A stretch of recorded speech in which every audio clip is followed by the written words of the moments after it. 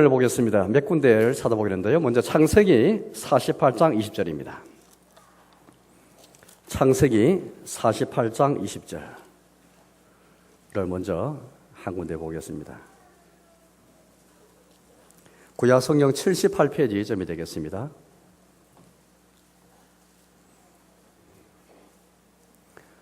창세기 48장 20절.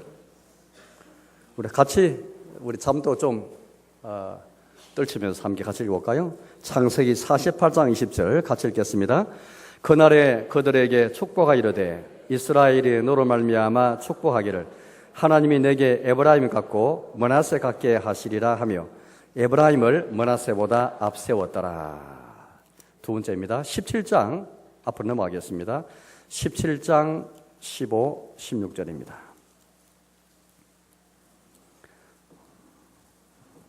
창세기 17장 15절 16절 두 구절 말씀인데요. 함께 같이 읽겠습니다. 17장 15, 16절입니다. 하나님이 또 아브라함에게 이르시되 너 아내 사레는 이름을 사레라 하지 말고 사라라 하라. 내가 그에게 복을 주어 그가 내게 아들을 낳아 주게 하며 내가 그에게 복을 주어 그를 여러 민족의 어머니가 되게 하리니 민족의 여러 왕이 그에게서 나리라. 세 번째입니다. 24장 60절입니다. 창세기 24장 60절을 보겠습니다. 역시 24장 60절 같이 읽겠습니다. 리브가에게 축복하 이르되 우리 누이여 너는 천만인의 어머니가 될지어다. 내 씨로 그 원수의 성문을 얻게 할지어다. 마지막 구절입니다. 룻기입니다. 룻기 4장 11절 말씀입니다. 룻기 4장 11절 구약 성경 406페이지쯤이 되겠습니다. 구약 성경 406페이지쯤이 되겠습니다. 룻기 4장 11절 역시 같이 읽겠습니다. 성문에 있는 모든 백성과 장로들이 이르되 우리가 정인이 되나니 여호와께서 내 집에 들어가는 여인으로 이스라엘의 집을 세운 라헬과 레아 두 사람과 같게 하시고 내가 에브라에서 유력하고 베들레헴에서 유명하게 하시기를 원하며. 아멘. 오늘 설교하신 목사님은 송도 제일교회에서 심하고 계시는 주준태 목사님이십니다. 오늘 설교 제목이 야곱의 식탁, 축복과 대화가 있는 가정예배인데요. 제목 이런 것처럼 가정예배에 관한 그런 하나님의 말씀을 우리에게 그렇게 듣도록 하겠습니다. 아까 제가 나눠보니까 우리 목사님이 다음 시대 신앙 전술을 위해서 특별히 가정예배를 그렇게 아주 중요한 하나의 도구로 삼고 연구도 많이 하시고 또 책을 편찬하시는데 이 책이 보니까 요즘 책 한 권 내면은 500부가 팔리기 힘듭니다. 처음부터 인쇄소에서 500부 이상을 찍지 않습니다.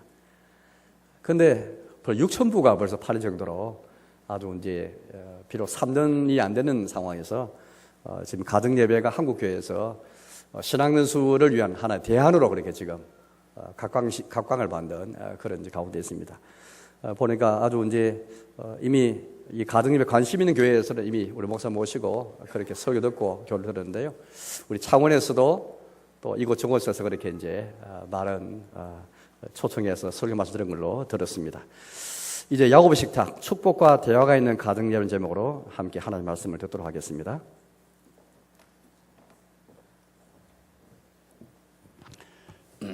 반갑습니다. 그거 계시죠. 요즘 여기 더 좋은데. 제가 하는 이 설교는, 설교라 그럴까, 이 해설은 담임 목사님이 잘 이해를 해야, 그 교회에 할 수 있더라고요. 오늘 성희찬 목사님이 주무시는가, 안 주무시는가, 옆에서 감독을 해 주시기 바랍니다. 목사님이 그 교회의 절반입니다. 잘 들으셔야. 오늘은 제가 이 교수님 앞에 선 것처럼 지금 판정받으러 왔습니다. 지금부터 6년 전입니다. 2012년 2월 4일 겨울이죠. 금요일 저녁에 저는 특별한 경험을 했습니다. 당시 미국 로스앤젤레스의 한 전통파 유대인 가정에서 드리는 안식일 식탁 예배를 참관하게 된 것입니다. 평범한 미국의 40대 부부의 가정에 초대되었는데 10대 청소년으로부터 젖먹이 어린 아이까지 5명의 자녀가 있는 다복한 가정이었습니다. 유대인들은 대부분이 5명 이상입니다. 자녀들이. 제가 초대된 그 안식일 식탁 예배에는 모두들 정장을 입은 것 외에는 별다른 초청 인사도 없었고 분위기를 띄우는 찬양도 없었습니다.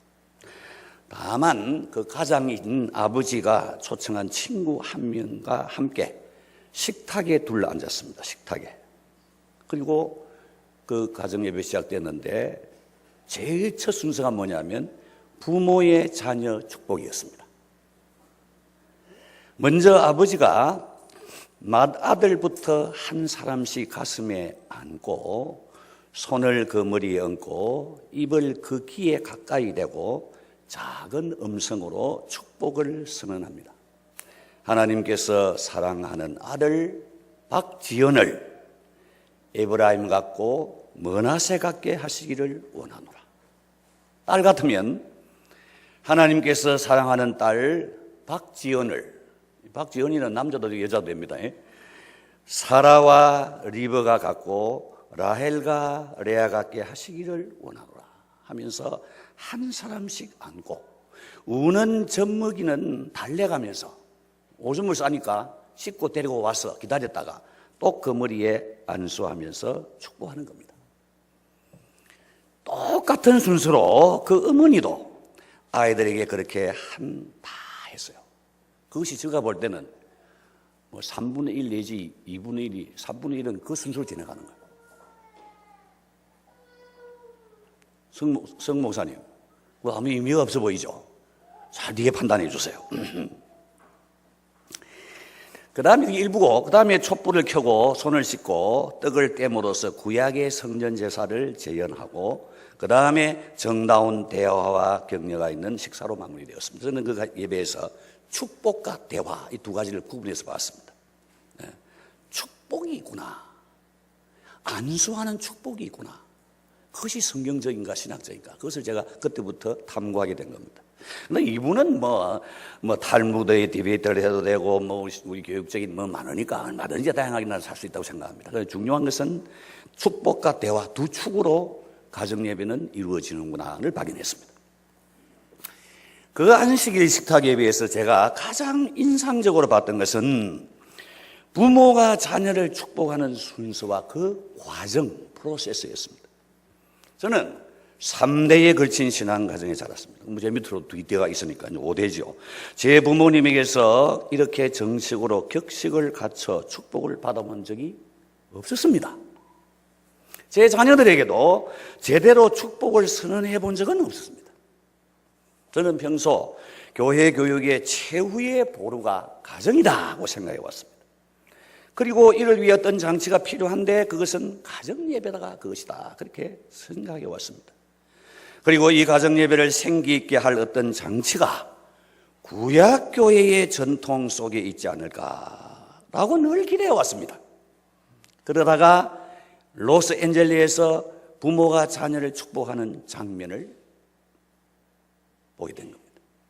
여러분, 우리 대한민국 교회 개신교 역사는 133년입니다. 구약교회와 역사는 4,000년입니다. 우리가 지금 배우지 못한 좋은 습관이 그 안에 많이 있지 않겠느냐. 우리 그렇게 생각해야 돼요. 우리가 하는 게 다는 아니다. 그 첫째 저는 그런 생각을 하게 된 것입니다. 그때로부터 이런 귀한 전통을 부모의 자녀 축복 왜 우리는 놓치고 있었을까? 우리 교회와 가정에 되살려 놓을 수는 없을까라는 행복한 고민이 시작되었습니다. 자녀를 축복하고 싶은 소원은 모든 부모들이 가진 심령인데 그 방법을 성경적 권위와 가정이라고 하는 공동체적 의식 가운데 엄숙하게 실행한다면 자발적인 가정 예배의 동력이 될 수 있다는 믿음이 생겼습니다. 이 믿음에서 시작된 확신을 성도들에게 어떻게 공감시키며 목회에 적용했는가를 최근에 발매된 이 야곱의 식탁이 잘 보여줍니다. 안식일 식탁에 비해서 본 이 부모의 자녀 축복은 실로 안수기도의 새로운 지평을 열어주었습니다. 그 이후로는 첫째, 자녀 축복이 너무나 자연스럽다는 것입니다.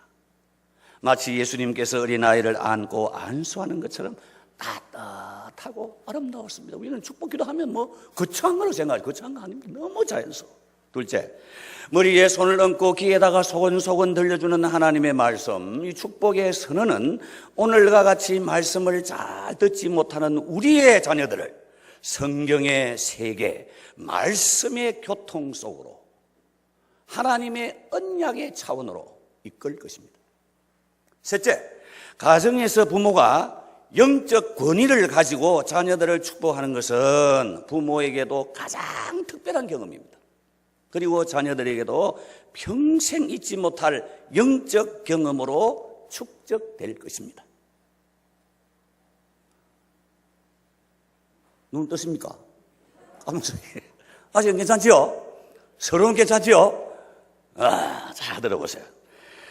오늘 본문이 창세기 48장 뒤에는 알겠습니다만 48장 8절 9절에 보세요. 요셉이 그의 아버지 즉 야곱이죠. 에게 이르되 이는 하나님이 여기서 내게 주신 아들들입니다. 아버지가 이르되 그들을 데리고 내 앞에 나오라. 내가 그들에게 축복하리라.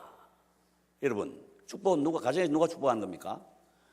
할아버지가 하든지 할머니가 하든지 어머니가 하든지 아버지가 하는 것입니다. 내가 그들에게 축복하리라. 가정에 축복이 있습니다.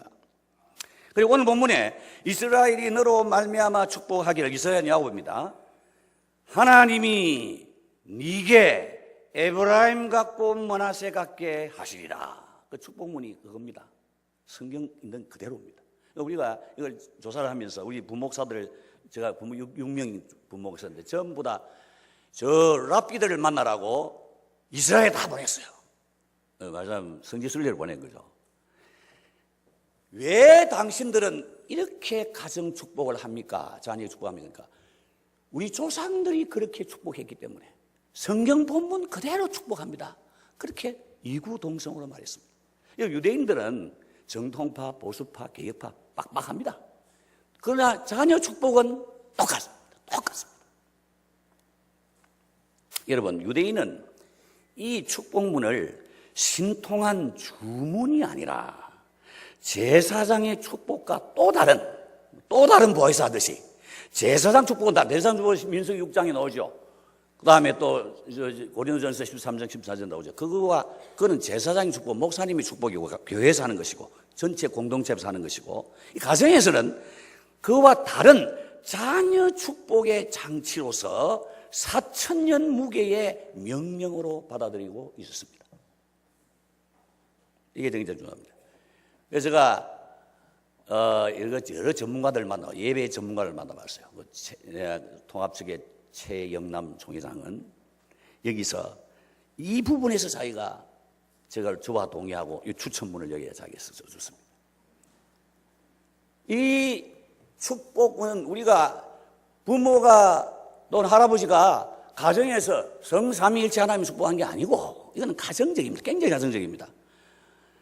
인간적으로 다감하게 들리면서 가정적으로 적절하게 느껴지는 축도와 다른 개별성에서 한 사람 한 사람에게 한다는 뜻에서, 그리고 그 차별성과 유용성이 잘 드러난다. 이 대목에서 그와 저는 합의했던 것입니다. 이거는 통합 측에도 하겠다. 그래서 다음에 제가 그 교회에서 부흥회를 하도록 되어 있습니다. 통합 측에도 그 점에 동의한 거야. 이건 자녀 축복은 우리가 몰라서 그렇지 가정과 이 공동체에서 한 축복과 다른 거다를 발견했어요. 여러분, 성경에 많은 훌륭한 사람들의 이름이 있으되 왜 하필 야곱은 에브라임 같고 므낫세 같고라고 축복해라 명령했겠습니까? 첫째, 세 가지만 이야기하겠습니다. 첫째, 모든 복 가운데 사람이 제일 귀한 복이고 사람이 하나님의 영원한 목표이기 때문입니다. 마산지 1교에 여러분 자산이 뭡니까? 저와 여러분과 여러분, 성목사님과 여러분이에요. 하나님의 목표는 우리 인간입니다. 돈이 아닙니다. 10억이 아닙니다. 이거 자꾸 우리가 잊어버린 거예요. 축복하면 뭐 건강하고 잘 되고 뭐 형통하고 아니요. 사람이 축복이에요. 그 어떤 축복도 하나님의 형상, 하나님의 자녀, 그리스도를 본받는 자유로운 인격을 넘어설 수 없습니다. 그래서 이 자녀에게 너는 에브라임 같고 므낫세 같게라고 그 인격을 축복한 것은 무슨 뜻이냐? 오늘 기독교 교육 목표가 뭡니까? 그리스도를 성경을 가르쳐 예배적 인격, 삼위일체 하나님을 바로 알고 사랑하며 섬겨한다. 인하적 인격, 하나님의 형상인 사람을 이해하고 사랑하고 도우고 그리스도를 전하게 한다. 문화적 인격, 자기의 존재 이유와 특수한 사명을 자각하여 자기의 선자리에서 맡은 일을 충성한다. 그러니까 에브라임 같고 므낫세 같게 하는 건 너는 하나님 앞에서 예배적 인격자가 되고 문화적 인격자가 되고 인하적 인격자가 되어야 한다. 혹은 그렇게 되기를 내가 축복한다는 뜻입니다. 사람을 축복해요. 사람을. 가정에서는 그 사람을 축복하는 것입니다. 그게 옵니다. 베드로 후서 3장 11절에 그러면 너희가 어떤 사람이 되어야 마땅하냐는 이 말씀에 이런 종말론적인 기대가 담겨 있는 것입니다. 둘째 이유는 뭐냐? 에브라임과 므낫세는 서로 의좋은 형제였습니다. 이스라엘 족장들의 형제 사이는 늘 투쟁하는 관계죠. 그러나 야곱이 130세 때 애굽에 와서 17년간 살다가 죽었는데 그 17년간 그 손자를 가만히 지켜보니까 기특하게도 서로 다투지 않았고 화목하게 살았습니다. 성경에 그 말은 없는데 유대인들은 그렇게 해석하는 거야. 그렇게 해석한단 말입니다. 이스라엘 조상들 가운데 서로 싸우지 않는 첫 형제였습니다. 이들이 화목하게 지낸 까닭이 뭡니까? 삶의 초점을 사랑의 공동체와 민족을 위한 선한 일이라는 보다 높은 목적에 두었기 때문입니다. 그들은 자신에 대한 관심보다 나눔의 흐름을 통해, 경제는 나눔의 흐름입니다. 나눔의 흐름을 통해 공동체의 유익을 앞세웠기에 쉽게 하나가 될 수 있습니다. 여러분, 이스라엘 백성들의 공적에는 유명합니다. 노예시장에 가다가 그 사람이 유대인이라고 알게 되면 자기 재산을 다 털어서 사냅니다. 왜냐? 단순히 유대인이기 때문에. 그게 사랑이란 말입니다. 사랑은. 우리 교회도 그런 일이 있었어요. 한 10년 전에. 우리 교회 부목사로 같은 사람이 어디 가서 어디 망해가지고 도망을 가 숨어 있는데 참 불쌍해서 우리가 헌금을 한번 하기로 했어요. 그래서 제 생각에 한 400만 나오면 되겠다 했는데 그때 그 목사님, 10년 전에 떠난 목사님인데 내가 깜짝 놀랐어요. 헌금 그냥 했는데 4,700만이 나오더라. 그리스도 안의 형제의 사랑은 청량할 수 없는 것이다. 그것이 그 전통이 사도행전 2장에 나타나지 않습니까? 이 내 것이라 주장하는 게 없는 것이 우리 원래의 하나님의 나라의 수준이란 영적 수준이란 말이야. 이스라엘 백성들은 구제를 반드시 합니다. 동족에 대한 애정이 왜 그런 인격, 인하적 인격으로 축복받았기 때문에 형제를 사랑하는 실제적인 그런 구체적인 축복 속에 살았기 때문에 그렇게 된 거예요. 세 번째는 뭐냐? 에브라임과 므낫세는 세속적인 환경 속에서도 늘 신앙적인 가치를 지켰습니다. 아버지 요셉은 17세의 형제들에게 애굽으로 팔려와 110세까지 무려 93년을 애굽에 살았지만 자신의 정체성을 잊지 않았죠. 자신이 하나님의 백성임을 기억하고 하나님의 약속을 바라보며 하나님의 시선을 의식했기 때문에 고람되어 시선을 의식했기 때문에 하나님의 백성에 걸맞는 삶을 살아냈습니다. 반면에 그의 아들 에브라임과 므낫세는 애굽에서 태어나 평생을 살다가 애굽에서 죽었습니다. 그들 또한 하나님을 경외하지 않는 애굽의 문화와 가치관 속에서 자신들의 정체성을 잃어버리지 않았어요. 자신들이 하나님의 백성이라고 하는 분명한 정체성을 가지고 그 정체성에 걸맞는 삶을 살았던 것입니다. 족장 야곱은 손자 에브라임과 므낫세를 축복할 때 이미 그의 후손들이 애굽 땅에서 오랫동안 살게 될 것을 알았기 때문에 언약의 차원에서 하나님의 백성이 이 땅에서 어떻게 살아야 하는가에 대한 명령과 함께 삶의 방향을 한 주일마다 한 주간마다 늘 제시했던 것입니다. 역사는 오직 하나님의 언약에 따라 진행됩니다. 그렇지 않습니까? 그래서 하나님은 족장들에게 찾아오시고 그 언약대로 예수님도 오시고 그 예수님의 언약대로 성령님이 오신 거 아닙니까? 하나님의 언약을 이루시는 이 구속의 역사, 그 역사 속에 이들이 있다는 것을 이 축복을 통해 대대로 그들에게 다시 재확인해 주었던 거예요. 이를테면 이런 겁니다. 사랑하는 자손들아, 너희는 어디에서 어떤 상황에 처하든지 어떤 대가를 지불할지라도 하나님의 언약 백성을 잃어서는 안 된다. 하나님의 언약이 역사의 중심이다. 이걸 가르치는 거예요. 신앙은 실패하지 않는 것이 아니다. 자주 실패하지만은 오뚜기처럼 다시 일어나 전진하는 것이다. 그렇게 늘 가르쳐 준 거예요. 여기서 우리가 하나 오해된 게 뭐냐면, 우리가 자녀를 축복하는, 권위 있게 뭐 축복하는 것 같은데, 내가 잘 살도 못하고 죄도 짓는데 손을 갖다 대기가 좀 민망하단 말이야. 그 자식들도 안단 말이야. 우리 아버지가 뭐 술도 먹고 오고 한번 깽판 치는데 그 내 머리에 뭐 손을 닦고 그 뭐 행동하기 그 신통하겠나 생각한단 말이야. 실제 삶을 그렇단 말이야. 여러분, 여기에 이걸 극복해야 됩니다. 이걸 극복해야 돼요. 신앙생활은 여러분 위인전이 아닙니다. 그냥 자서전입니다. 우리 가운데 위인은 없습니다. 치명적인 약점이 없는 사람이 없고 죄 없는 사람은 없어요.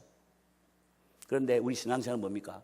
실패하지만은 그 실패를 인정하고 회개하는 진실은 통하는 것입니다. 저는 그렇게 생각합니다. 나오미와 룻이지. 롯이가 룻. 나오미가 시어머니인데 나오미가 항상 성령 충만했을까요? 나는 안 한다고 생각합니다. 그 탈자 사납다고 그러던 데는 낙심도 하고 막 타령도 하고 이 신세야 나는 했다고 생각합니다. 왜냐하면 내가 왜 그렇게 하는가? 우리 어머니도 감리교 장로님입니다. 세상 떠났지만 우리 엄마도 하면 기분 나쁘니까 내가 이놈의 집구석에 시집 와가지고 하고 떠들기 시작하더라고. 우리 그 성령 충만한 우리 어머니도 그러면 우리 딸이 우리 동생이 듣다가, 아니 어머니 누가 주시집에 시집 오라 해서 하고 나가더라고. 나는 그게 안 있습니다. 나는 끝까지 참고 있습니다만.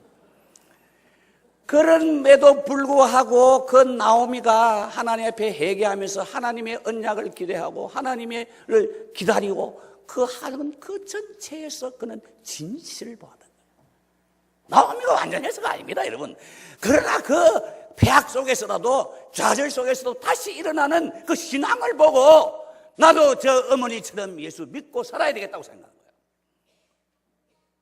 아까 말한 최영남 그 통합적 총회장님 우리 교회 연소에 부흥회를 해서 우리 교회 왔어. 그분 또 예수님처럼 생겼더라고. 그분하고 이야기를 해보니까 내가 그랬어요. 당신은 고심파 총회장 같다. 생긴 모습이. 뭐 행투가 어디 보수적이든지. 나는 칼척 총회장이다. 내가 그렇게 해서. 그분도 아들이 둘이 있는데 자기도 이야기도 하고 또 그 자기 자서전 책이 있더라고. 내가 주고 왔지. 그 총회장 지내 책도 한 권 내놓고 자기 자서전도 있더라고. 그 자서전 뭐 있대. 둘째 아들이 이제 사춘기에 들어가면 여러분의 자녀라고 여러분 난 그 경건합니까? 목사 자녀도 마찬가지고 장로자 똑같습니다. 이게 이제 그만 막 폐학을 교회 안 간다 하고 뭐 신앙생활이나 회의 온다 그러고 뭐 하나님이 살아계시면 이런 일이 조금 안 나와 막 그런 사람 거예요. 저도 딸 둘 키웠는데요. 둘째 딸은 컴퓨터가 말하더라고. 내보고 너 어떻게 말하더라고. 아버지, 하나님은 누가 낳노? 이러더라고. 참 말해보라. 하나님은 누가 낳노? 그 다음에 또 마치 대물을 하면 나는 하나님 없으면 좋겠다. 이러더라고. 죄인의 자식은 그렇습니다. 그러니까 사춘기 들어가면서 그 자식이 아닙니다. 딴 사람이다, 딴 사람이.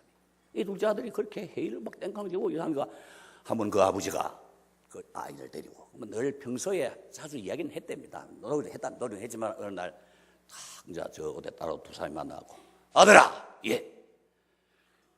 하나님이 정말 살아계시는 자고 니 살아계신 당을 니 보여달라고 그랬지. 하나님이 어디 살아계십니까? 눈 안 보이고 뭐 반장하기네 뭐 이러. 이 아버지가 말하겠는가. 하나님이 살아계시냐 안 살아계시냐를 보려거든. 아들아, 나를 보아라. 난 그게 진실이 있다고 생각합니다. 나를 보아라. 빌립이 말이죠. 나를 본 자는 아버지를 보았거늘 어찌하여 아버지를 보이라 하느냐. 바울도 말했죠. 내가 그리스도를 본받는 자 된 것처럼 너희도 나를 본받아라. 제가 세례를 주신 분이 정길수 목사님, 제2영독에 계시다가 브라질 선교사가. 제가 조회장 됐을 때 그거 가보니까 고생 직사게 하시다 돌아가시다 하더라고. 내가 너무 마음이 아파서 그래 그 마지막에 대해서 내가 물어봤어요. 그런데 그 가족이 내 이런 말 하더라고. 주무신 사람이 2사람 있네. 얼굴을 들어주세요. 이 더 염천대에 왔는 이 성인을 생각하시라도 얼굴을 들어주시기를 바랍니다. 그 목사님이 세상을 떠날 때 그 자녀들을 불러와 하는 말이 마지막 유언이 뭐냐면 너희들은 나를 본받아라. 나는 그 말 듣고 울었습니다.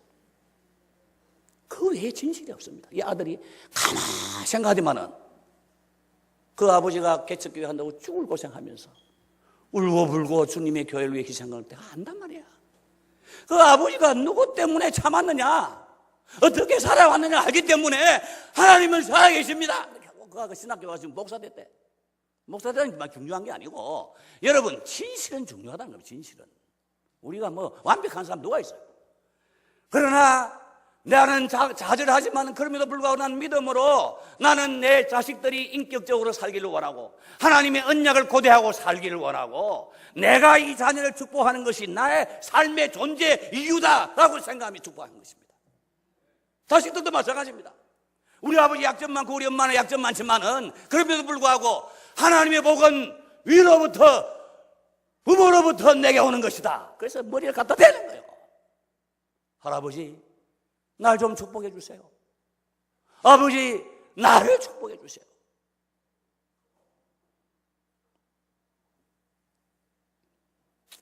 우리 교회에 장기비서 한 분이 그렇게 말하더라고요. 목사님들은 행복한 거 2개 있습니다. 하나는 예수 믿어 그 은혜고 구원받은 거고, 2번째는 뭐냐? 내가 내 자녀를 예수님의 이름으로 마음껏 축복하셨다는 것, 이건 너무 행복합니다. 그렇게 말했어요. 가정에 축복하는 것이 있습니다. 그걸 되찾아야 합니다. 자, 이것이 이제 본문의 의미입니다. 그 축복문의 의미입니다. 그 다음에 부연적인 의미 보충적으로 말하겠습니다. 신약시대를 살아가는 우리는 언제나 하나님께 예수님의 이름으로 나가야 되죠. 그러므로 야곱의 식탁의 축복문은 에브라임과 꿈만하시 갖기를 원하노라. 주 예수님의 이름으로 축복하노라고 해야 되죠. 단연히 그렇죠. 이는 만물의 회복자여 신구약을 온전히 성취하신 예수님의 이름으로 축복함으로써 하나님께 영광을 돌리는 것입니다. 기도로서 영광을 돌릴 뿐만 아니라 축복함으로써도 영광을 돌리는 거예요. 영광을 하나님께 돌리는 거야. 이에 따른 첫째 유익은 뭐냐? 예수님으로부터 임하는 하나님의 나라는 교회의 위임과 가정의 축복을 통해 그 통치를 실현하기 때문입니다.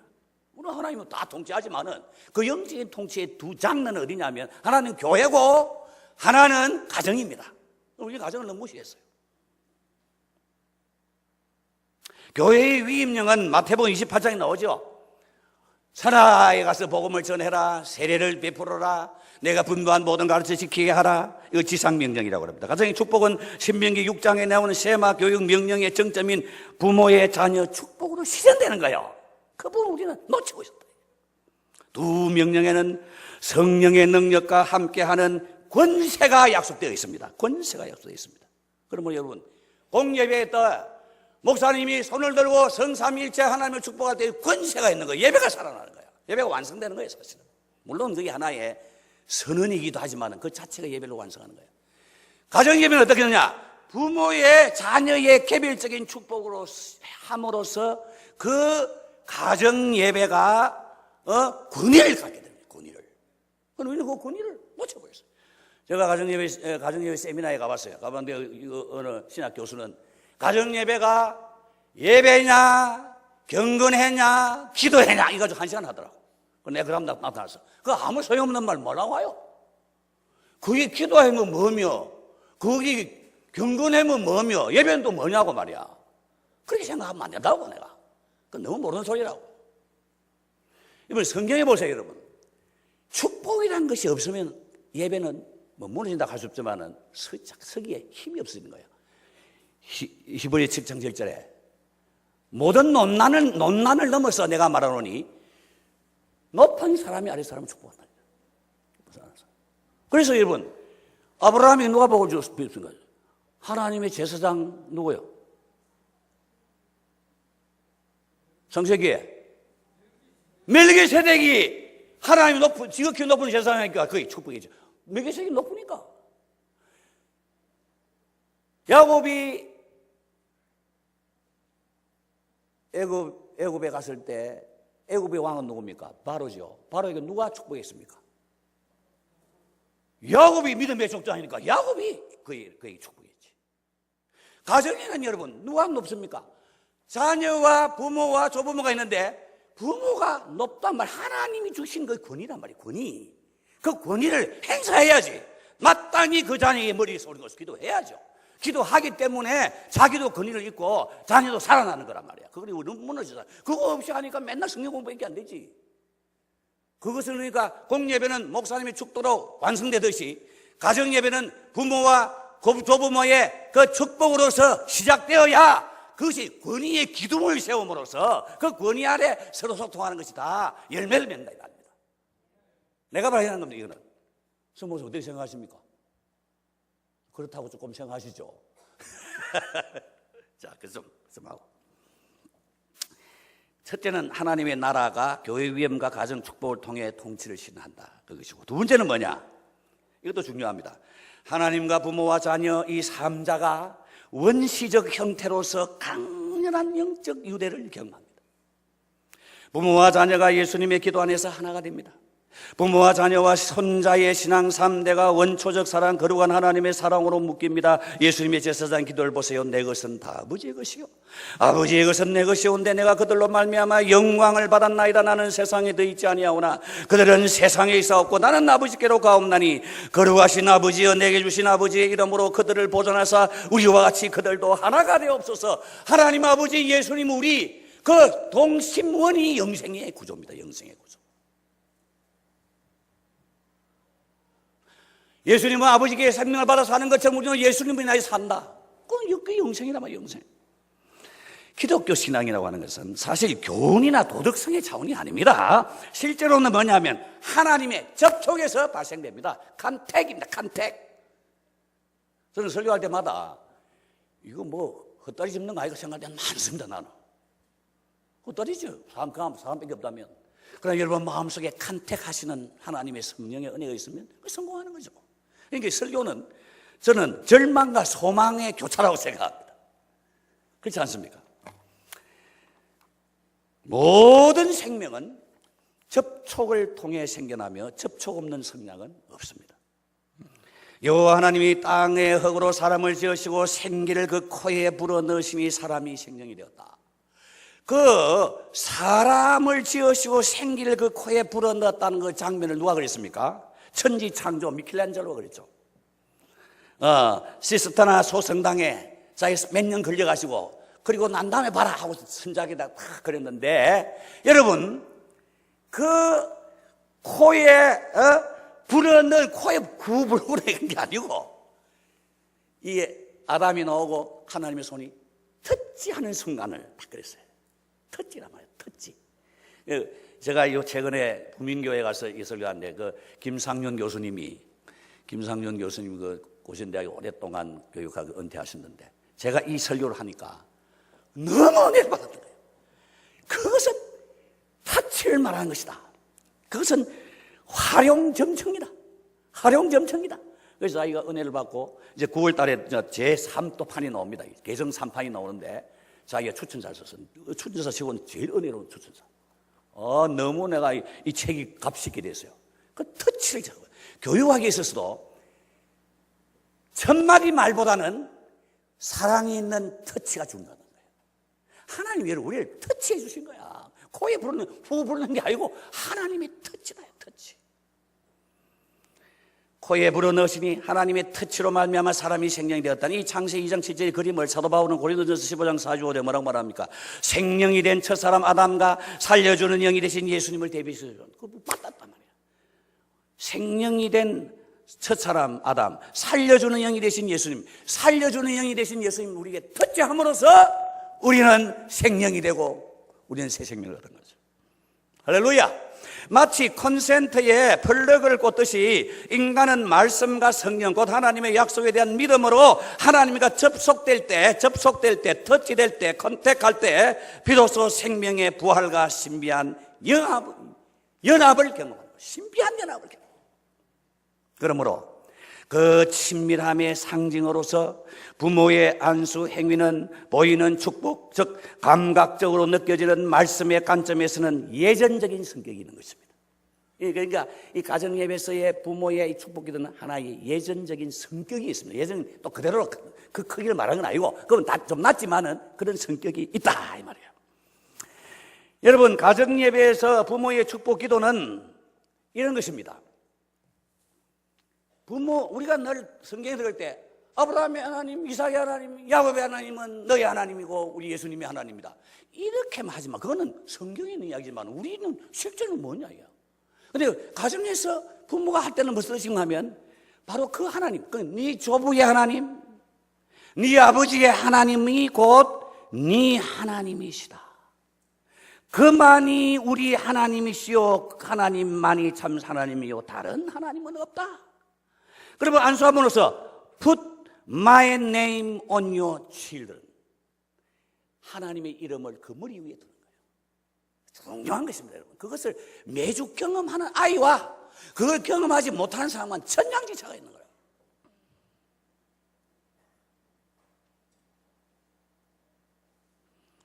네 조부의 하나님, 네 아버지 하나님이고 네 하나님 되신다고 약속된 축복을 선언한 것 똑같습니다. 이보다 귀한 근인은 세상에 없습니다. 이 축복의 권세를 부모와 조부모에게 되돌려 주어야 합니다. 그 운동이 일어나야 합니다. 우리 외에 합신총회장에 와서 재작년에 한 3, 4년 전에 부흥회 했어요. 설교를 잘하더라고. 나도 잘하는데 그분 더 잘하더라고. 거기 자꾸 저는 한 부흥회 한번 가보면 교인이 자꾸 줄어. 그래서 나는 이 천분이 아닌갑다 하고 잘 안 갑니다만.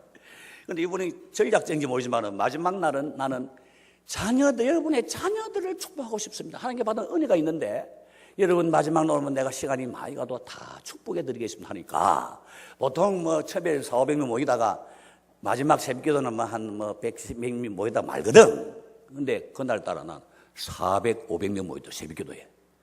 우리 송도 제일교회 같은 옛날 동방박사 세 사람 중에 두 사람이 나오던 그 교회도 꼴똥 고려파도 축복받으러 다 나오대. 가족끼리 다 한디만 그래 내보고 나도 하라 그러더라고. 나는 안 해본 적이 없어. 안 할라요. 자기가 하나하나 해주니까 그래 좋아하는 거라. 그런데 내가 그걸 보고 깊이 생각했어요. 저 부모의 자녀 축복기도는 부흥사가 해야 되는 게가 담임 목사가 해야 되는 게가 부모가 해야 되는 게가 성경을 아무리 봐도 부흥사가 하란 말 없고 담임 목사가 하란 말도 없어요. 누가 해야 됩니까? 그걸 내가 깊이 느꼈습니다. 마지막 세 번째입니다.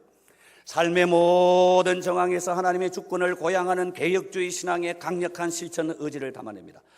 사도 바울은 우리의 신앙생활을 이렇게 두 가지로 말합니다. 그런즉 너희가 먹든지 마시든지 무엇을 하지나 하나님의 영광을 위하여 하라. 오직 너희는 그리스도의 복음에 합당하게 생활하고 한 마음으로 서서 한 뜻으로 복음의 신앙을 위하여 협력하라.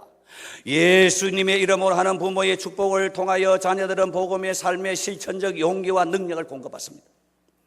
자연과 세상이라고 하는 이 하나님의 통치 영역, 즉 은혜를 베푸시는 삶의 현장에서 하나님의 약속이 실현되는 기적의 증인들이 되는 겁니다. 예수 안 믿는 사람은 유출적으로 생각하죠. 우리도 그렇게 생각하죠. 오늘 하루도 기적입니다, 여러분. 내가 이 자리에 서 있는 것도 기적이고 우리 성 박사님이 내 코앞에 앉아서 꼼짝도 못하고 앉아있는 것도 기적이고 그런 거 아니에요. 아까 말한 하나님의 영적 통치는 교회와 가정에서 일어나지만은 우리 세상 모든 삶, 즉 자연과 세상이라는 이 통치 영역에서도 우리는 하나님의 약속이 실현되는 과정으로 해석하는 거예요. 그러면 살만한 거야. 하루하루 살아도 이게 의미가 있는 거예요. 의미 없는 날은 없어요. 우리는 위대한 존재들이에요. 이를테면 이렇게 말한 겁니다. 사랑하는 자녀가 하나님이여 사랑하는 자녀가 신전 인격자로서 인격이라면 강조했죠. 하나님을 경외, 첫째 하나님 경외하고 두 번째 형제간의 우위와 그 다음에 언약 백성의 정체성과 그에 걸맞는 삶, 그리고 고난을 극복하는 신앙의 견고성 및 수고한 땅에서 언약 백성의 번성함을 강구한 것입니다. 모나세란 말은 견고하다, 신앙의 견고성을 말하는 것이고, 아브라함에는 번성함, 즉 경제적인 번성을 강구한 거예요. 이걸 다른 말도 하면 이렇게 말하는 것입니다. 우리 신앙생활이 뭡니까? 오직 하나님의 능력을 따라 복음과 함께 고난을 받는 부분이 있습니다. 그건 견고해야 돼요. 그러니까 견뎌내는 거야. 우리가 예수 잘 믿는다고 복만 받는 겁니다. 그 다음에 복을 받는 겁니다. 축복도 있고 그 다음에는 고난도 있는 거야. 이걸 균형을 잡아야 되지. 축복만 너무 말하면 기복주의 돼버리고, 고난 너무 말하면 이것도 또 힘없는 신자가 되고 말아요. 우리 신앙생활 뭡니까, 여러분? 내가 목회를 해보니까 고난이 있더라고요. 애매한 고난도 받고 이상한 고난도 받고 사람이 또 죽겠더라고. 그래서 내가 발견한 게 뭔가, 예수님을 따라가면 고난도 있구나. 고난도 있구나. 고난이 은혜인데 그 고난을 어떻게 견뎌내느냐? 신앙으로만 견뎌냅니다. 견고한 신앙이 있으면 좌절하지 않습니다. 여러분 생각해, 신앙생활이라는 것은 고난이 있습니다, 반드시. 그러니까 성경에 오직 하나님의 능력을 따라 복음과 함께 고난을 받아라. 뭐라세? 신앙의 견고성을 가져라. 이걸 그때만 축복해 주는 거라. 에브라임이 뭐냐? 축복입니다. 희한하게 잘 되고 피하고 하나님이 복을 주시고, 문자 그대로 하면 이카나미 크리아티비리티, 그 경제적 창조력을 축복하는 것이다, 이렇게 말하게 돼요. 이 하나님이 이 축복기를 자녀에게 너는 복음을 위하여 고난을 받을 때 좌절과 굴절하지 마라. 견고한 신앙을 가져라. 하나님은 견고한 신앙을 주시옵소서. 머나세 같은 견고함을, 에브라임 같이 번성함을 주시옵소서. 하나님 축복을 받아야지. 또한 축복도 우리가 긍정적으로 받아야 되는 거예요. 자, 그 다음에 이 부분 진행하고, 이건 좀 독특한 영역입니다. 이것만 조금 더 강조하겠습니다. 또 딸에게는, 오늘 본문이 세 가지 읽었는데 뒤에 세 가지는 다 딸에게 대한 축복입니다. 족장들 부인의 이름으로 축복하는 창세기와 이 축복들은 뭐냐? 하나님의 언약이 사랑하는 딸과 딸이 생산할 믿음의 자녀를 통하여 이어지고, 그로 인해 이스라엘 집이 세워지기를 기원하는 것입니다. 굉장히 중요한 것입니다. 우리나라의 지금 문제는 뭐냐면, 아이들 결혼을 안 하려고 하는 거, 두 번째는 자녀를 안 낳으려고 하는 것입니다. 그런데 기독교는 아무리 힘이 없습니다. 우리 교회도 2007년에 1000명이 넘었습니다. 어른들만. 지금은 쭉 줄고 있습니다. 왜? 주일학교는 보니 옛날에 우리 주일학교 학생 주일학교 중고 합치면 700명 정도 돼요. 지금은 절반밖에 안 됩니다. 그 뭐냐? 결혼에 대해서 소극적이야. 자식 생산에 대해서 신앙이 없어. 그때 또 내가 세미나 가니까 또 어느 교수 그러더라고. 여러분, 가정예배 벌켜도 아이가 없지 않습니까? 그런데 교회마다 뭐라 하더라? 당신은 잘 꾸며놨대. 그것을 신혼방으로 돌리세요. 이런 말도 하더라고. 그 내가 나하고 또 벼락을 쳤습니다. 대도 안 톡대 말도 안 하지 마라. 놓고 나고 하니 경제 문제냐? 아니요. 경제 문제, 신앙사상 문제입니다. 신앙사상 문제입니다. 그런데 보세요, 여기 보세요. 아까 사라에게 뭐라 했어요? 사라는 아들을 낳고 너는 열왕이 너에게서 나오리라. 열왕이 나온다. 열왕의 축복이 있어요. 그 다음에 리브가이는 뭐라고 했어요? 너는 천만인의 엄마가 될 거다. 또 룻에게 말하기를 너는 너가 들어가는 그 집에서 마치 너의 그 조상 조상들처럼 리브가나 라헬이나 레아처럼 너는 거기서 아이를 자녀를 낳았는데 낳아가지고 그 자녀들은 에브라스에서 유력한 자가 되고 예루살렘에서 유명한 자가 되어라. 축복 아니에요. 여러분, 하나님이 아브라함과 이삭과 야곱을 축복할 때 아무 축복해도 그 아내가 아이를 안 낳으면 아무 소용이 없습니다.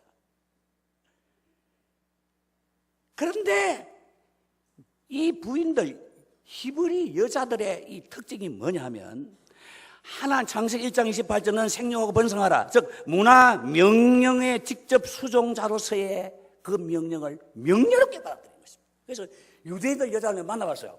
고등학생 물어봤어요. 네 소망이 뭐냐? 나는 믿음 좋은 유대 남자를 만나서 자녀를 많이 낳아 키우는 겁니다. 그렇게 말해요. 그 사람이 이길 수 있습니까? 우리 대한민국 이길 수 있습니까? 이 여자 물어보세요. 결혼해야 되나 말아야 되나? 알을 낳아야 되나 안 낳아야 되나? 그럼 고민하고 있잖아요. 그것도 게임이 안 되지, 게임이. 이게 여러분이 가정예배 든다 해도 남편이 오늘 은혜를 받고 가정예배 드리자. 부인은 말이야. 덥다. 치우소. 그럼 할 사람 누가 있습니까? 저는 젊은 히브리 부인들이 내가 남편을 지키고 자녀를 세운다는 이 신앙적 긍지와 넘치는 자부심이 안식일 식탁 예배를 성공시켰다고 평가합니다. 그들의 예배는 복잡해요. 준비한 것도 많고 금요일부터 성소해야 되고 복잡하더라고. 그걸 이제 실패한 사람, 그대로 하다가 실패한 사람은 누구냐? 개척교회 사람들 하지만 뭐네? 그건 현용수 교수고. 나는 그거 다 빼삐고 오롯이 머리에 갖다 손을 얹고 축복해라. 이걸 플러스 해라. 하니까 이렇게 폭발적인 지금 금년 내 만불 판다고 내가 만불을. 오늘도 100불 내가 안 팔 수가 있나? 이래 내가 왔는데 또 이래 해가지고 내가 지금 6,000불 다 팔았다 아이가. 내 그분 여자한테 생각이 다르더라고. 기꺼이 하더라고. 기꺼이 남편을 위하여 세우기 위하여. 자녀는 내 손에 있다. 내가 세워야 한다. 그런 신앙적 긍지를 갖고 하다. 그러니까 그들이 된단 말이야. 구약 성경에 새 왕이 즉위할 때마다 그의 이 어머니의 이름은 박지연이요. 박팔돌이의 딸이더라. 라는 소개가 몇 번 나온지 아십니까? 29번 나옵니다. 똑같은 겁니다. 그 성경에 29번 나올 게 뭐 있어요? 왕이 나올 때마다 그 엄마의 이름을 말하고 누구의 딸이라고 말하고. 나는 이것이 이렇게 생각하면 자녀 교육의 마지막 보루가 어머니라는 것이다. 어머니다. 저는 근데 여기 발견한 건 뭐냐면 그 히브리 그 안식일 예배에서 아버지와 어머니의 위치를 똑같이 둔다는 것입니다. 똑같이 둔다. 현용수 교수는 마누라한테 그 남편이 축복하도록 돼 있더라고. 이 마누라한테 딱 축복하고. 근데 그 현장에 안 하더라고. 내가 물어봤어. 그 자리에서 물어봤어요. 이거 마누라 그 위태위태한 무시무시한 마누라 머리에 손을 얹은 거 안 하네. 그러니까 한국 여자가 너무 더 세서 아직 아무도 모를 때 그걸 집어넣었다 이러더라고. 나는 그 뜻은 이해하지만 굉장히 나는 불안하게 생각합니다. 괜히 한번 사다가 싸움 나면 끝입니다. 가지 말고 그걸 쓸데없이 하지 말고 동등인데 왜 그거 다 얹어? 그래 하지 말라고 자녀. 이길라 그러지 말라고 그만. 똑같아. 할렐루야. 가정이 똑같습니다. 자, 빨리빨리 넘어갑시다. 안식일 식탁 예배는 유대인의 전유물이 아니라 구약교회의 아름다운 신앙 전통. 구약교회 예배적 요소가 예수님이 이후 신약교회로 이어진 것처럼 구약교회에 있었던 가정예배의 좋은 요소를 신약교회의 가정예배에 회복시키는 것은 너무나 당연하다. 그 요소가 바로 축복과 대화다. 이런 면에서 안식일 식탁 예배는 기독교 가정예배의 좋은 시사점이 될 것입니다. 자, 이제 시범을 보이겠습니다. 박지연, 남자와 여자. 박지연 어디 갔나? 박지연 집사님. 빨리 오세요. 마이크 없어도 되면 내 소리 크니까.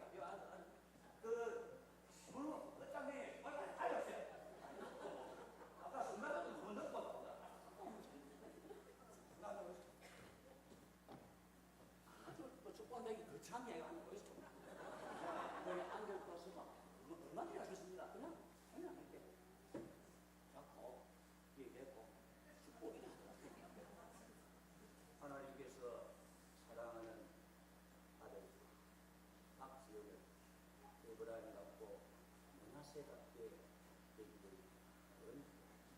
주 예수의 이름으로 아멘.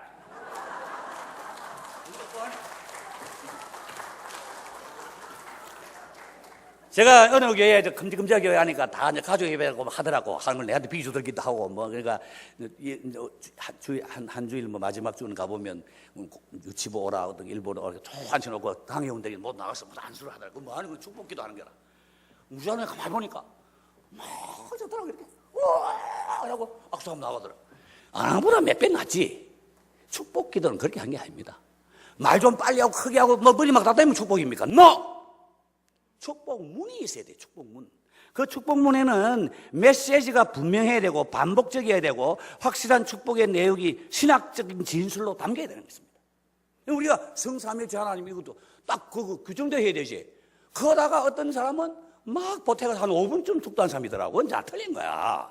그런 기도 물론 할 수 있지만은 우리가 자녀할 땐 기본적으로 아까 사상이 있는 신학적 진술이 있는 기본 문이 있어야 된단 말이에요. 에바람 갖고 므낫세 같게 되기를 원하노라 주 예수의 이름으로 축복하노라 하고 난 다음에 입시 질것들면 좀 보태고 뭐 장가갈 거면 장가가고 좀 뭐 할 수 있지만은 그걸 놓치고 하지 마. 그것은 하지 말고 딱 분리하고. 딸 같으면 아까 말이죠. 사랑하는 딸 박지연을 사라와 리버가 같고 라헬과 레아 같게 되기를 원하노라. 주 예수의 이름으로 축복하노라. 엄마도 하고 아빠도 하고 만날 때마다 한 사람 한 사람 대해주니까 이 아이들이 평생에 그 잊지 못하는. 이렇게 여러분 생생한 부모의 음성과 손길로 축복을 받고 자란 자녀는 쉽게 잘못될 수 없습니다. 그 있는 것 없는 사이가 많죠. 쉽게 그 부모의 음성이 중요하다. 내가 왜 아도 안 죽고 살아있는지 할아버지 할머니가 축복하기 위하여 김상윤 교수가 내 추천에 썼더라고. 나도 지금 내 부모님 90몇인데 나도 돌아가서 아빠한테 가서 아버지 세상 떠나기 전에 이 축복문으로 내게 기도해 주세요. 나는 하고 싶다 그래 놨더라고. 그럼 그 아버지가 김상윤 장로 머리에 손을 얹고 내 사랑하는 아들 김상윤을 하나님이 사랑하는 아들 내가 사랑하고 하나님 사랑하는 이 아들 김상윤을 에브라임 같고 머나세 같게 하게 되기를 원하노라. 주 예수의 이름으로 축복하노라. 그 아버지의 음성이 중요하다 이거야. 아무나 한다 되는 게 아닙니다. 그것은 그에게 있어서는 영적인 그 자산이 되는 거라. 그 자기가 그래 하고 싶다 그랬었더라고. 그래 출생사에 9월달 나오는 출생사에 그건 나옵니다. 그리고 이렇게 축복을 자고 자란 사람은 자신도 즐겁게 후손을 축복합니다. 왜 받을 수 있지도 축복하는 거야. 이스라엘에서 4,000년 동안 그래 왔습니다. 우리는 그것에 대해서 땡 꽝이야 꽝. 아무것도 없어 꽝. 이렇게 야곱의 식탁을 제안한 목적은 정통파 유대인의 안식일 식탁 예배를 도입하는 것이 아니고 구약 성도들이 가정에서 행한 자녀 축복의 좋은 요소를 개혁주의 교회의 가정 예배 가운데 되살리고자 함입니다. 이번에 발간한 야곱의 식탁 개정판은 유대인에 대한 거부감을 가진 성도들을 여러 가지 방법으로 설득한 지난 5년간의 결과물입니다. 우리 총회에서 한번 가정 예배 세미나를 했어요. 교육원장이 우리나라에 있는 이 시스템 그런 프로그램을 6개 소개하더라고요. 그중에 야곱 식탁이 있습니다. 내가 만들어 보니까 물론 내 자아자찬이지만은 다른 거는 짬뽕이야. 금성으로 이렇게 짬뽕한 거야. 우리는 그렇지 않습니다. 야곱의 식탁은 구약교회 역사에 근거한 가장 무게와 깊이에서 완전히 차별성이 나다. 완전히 돋보이지. 그래서 어느 합동적 교회는 이거 하기로 결정하고 내일 불렀더라고. 그대로 하는 거예요. 통합주 송회장교회는 또 다음에 가을에 갈 거고. 그다음에 이번에 또 최홍준 목사님이 뭐 호산남교회 원로 목사님이야. 그분은 뭐 상당히 전설이지 사실. 송도에 같이 사니까 제가 이 책을 선물했지만은 딱 이거 보지만은 유아 축복이 제가 만들었거든. 자기가 우리 교회 다음주에 온다고. 어디만은 이거야말로 아까 컨셉이 좋다 하면서 다 사가 자기 자녀들에게 다 보내더라고. 그 여의도에서 이번에 한 1,000명 모이는 목양 장로한테 이 책을 추천도서로 할 거니까 전부를 가져오라. 이제 한국 교회에 서서 이제 가가장 여러분 한식을 하되 방금 말한 이것부터만 하세요. 그 자녀 축복, 영적인 권위 그것만 회복하면 나는 가정예배는 쉽다고 생각합니다. 많은 학자들이 가정예배의 당위성을 강조하면서 쓸만한 틀을 제시해 주지 못했습니다. 그래서 저는 셰마 이스라엘로 시작되는 교육명령의 꽃이요 정수인 구약교회의 안식일 식탁예배를 주목했습니다. 그 결과로 성도제일교회는 부모의 자녀 축복에 방점을 둔 야곱의 식탁을 발간하여 초판 3세를 내놓은 폭넓은 연구를 위해 고신총회 교육원에 헌정했습니다. 이건 내 거야 아닙니다. 이거는 이 보면은 예장고신총회 교육원 편, 예장통합백회 총회장 최영남 목사 추천, 이제 김상윤 교사 추천, 이제 올라간다. 다음엔 또 우리 성희찬 목사님도 한번 추천해, 다음에 또 넣어야 됩니다. 그래갖고, 고리파 다 팔아주세요. 팔기 위한 게 아니라, 가정예배는 정통 고신총회에서 인정하고, 우리 한국교회에 들어왔다! 나 이거 하나 남기고 싶은 거예요, 사실. 저는 개인적으로 이 축복과 대화가 있는 이 성경적이고 현대적인 모델을 야곱의 식탁이 머지않아 한국교회 가정예배의 대세가 되리라고 생각합니다. 우리 교회는 대학부가 한 100명 모이는데 그중에 한 절반은 고신 의대생들입니다. 똑똑한 아들 아닙니까? 서울대학생. 요즘 말하는, 옛날 말하면 서울대학생이지. 그 애들이 오면은 주에 한 번에 앉아가지고 좀 모아놓고 이제 이름표 달고 우리 장로님들이 그 앞에 이 기도를 한 거야. 이 축복 기도를 한 거야. 기대되고 여자 같으면 아까 하나님이 사랑하는 아무개, 레아를 갖고 살아가기를 원하노라 주 예수 이름으로. 남자 같으면 주 하나님이 사랑하는 이 아무개. 그건 자기는 이제 부모의 음성으로 들으면서 받았죠. 난 놀랐어요. 저 싱겁다, 처음에 싱겁다고 생각했거든요. 절반이 웃디라, 울어요.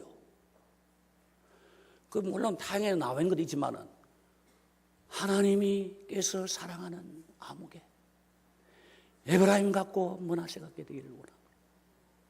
그 처음에는 또 모르고 듣겠지. 그럼 에브라임 므낫세 뭐 했겠노? 이 책을 보면 아는 거라. 이 책을 보면은 이런 깊은 뜻이구나. 그거 알고는 막 우는 거야. 그의 간증문이 되어 있습니다. 난 놀랬고요. 우리 이제 손자가 있습니다. 손자가 있지. 이제 유치원 다니 지금은 이제 중학교 1학년인데 처음 시작할 때는 유치원 학생이었는데 벌써 이제 됐네. 또 이 자식이 같이 여행을 많이 다녔어. 내가 이제 딸만 키우다가 손자가 안 있으니까 너무 좋아가지고 어디 끌고 다니 내가 막 다니니까.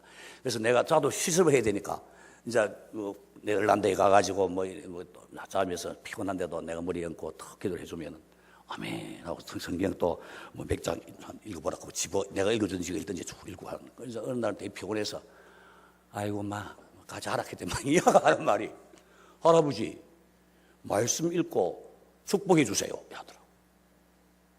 나는 이것이 정상이라고 생각합니다. 끝나겠습니다. 그만하겠습니다. 그만.